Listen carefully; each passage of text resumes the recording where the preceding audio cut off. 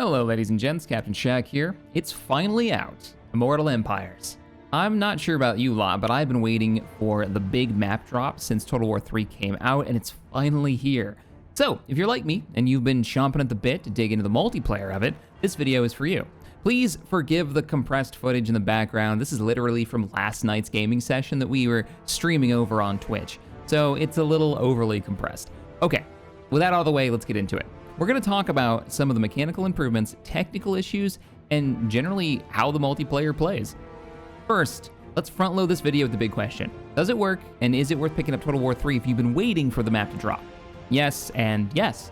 The map is massive and sprawling. If you've got the past games, you'll have access to a silly amount of factions and heroes, each playing differently, and now you can play co-op with Simultaneous Turns, which honestly makes co-op campaigns 10 times better than previous titles. Having to sit and wait for the other players to go through their turns while you can't even check the status of your empire was such a drag in 1 and 2. Now, everyone manages their empire at once. After all the players are done and they click in turn, the game will cycle through, as usual, all the other AI turns, which it does at a relatively quick pace, even though there's like 280 of them or some silliness. One note, if a player starts a fight, you'll get a pop-up box letting you know this is the case, as well as the option to zoom in to see where this action is happening by clicking on the magnifying glass at the bottom. The problem with this feature is if you have any menus open before the battle is initiated by another player, like say a research screen or a hero customization screen or any screen really, you won't be able to interact with that window anymore, meaning you can zoom over to that part of the map, but you won't be able to see anything, and you might lose out on the context of the upcoming battle. It's a silly bug, but something that just kept happening all night. Another issue that we ran into that was a bit more severe was a desyncing issue, which required the host to, well, save the game and restart. Once the desyncing began, it would happen each turn. Luckily, rejoining the game, reloading it, fixed the issue for the rest of the night. But be aware, some people in chat said they had a similar issue, but the fix was it required one of the players to do a total file check on Steam, which can take a long time for a 70GB game. Not game-breaking, but still delayed our gameplay for the first night.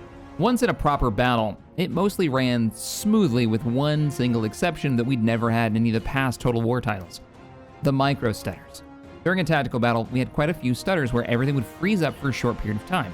This could be a local issue with one of our testers, me specifically, as it lessened when I left the game considerably, but something to be aware of. Having played both Warhammer 1, 2, and 3's original campaign, we chalked this up to some issue with the Immortal Empires beta, or maybe a local install issue. It didn't stop us from enjoying the fights, but the lack of smoothness was very noticeable when zoomed in watching cavalry charges and archers let their arrows loose. This requires more testing on my part. I'm going to do a reinstall into a different drive and see if that helps. On a super positive note, I absolutely love the new diplomacy mechanic, specifically the one that lets you train a handful of your allies' units.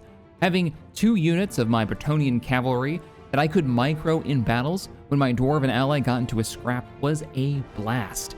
I picked my faction so I could fight alongside my allies as that faction, not just run their units in all the tactical battles, and this let me do just that, if your companion is willing to build the units. We also found some interesting behavior with the AI, like dodging artillery or even baiting it to waste ammo by moving out fast mobile units in the front and then janking them around, much like you'd see a cheese player do in the earlier Warhammer titles. I guess all is fair. We watched the AI take their armies around corners to stay out of sight of artillery and ambush from trees in the same mission. Quite fun, and a bit of a surprise. The AI in Total War has always been a little, screwy. The giant map is here. The multiplayer works. Simultaneous Turns is exactly what Immortal Empires campaigns needed all of these years. So do I recommend it? Hell yes, I do. We're going to be streaming this probably on and off all week over on Twitch. It's going to be a blast. So come on over to Twitch side of things if you want to see some of that shenanigans and join in. Now, I've got some more Warhammer to play. So I'll catch you all later in more fleshed out videos, as today was just a quick and dirty recommendation. See you all in the next one. Later, everybody.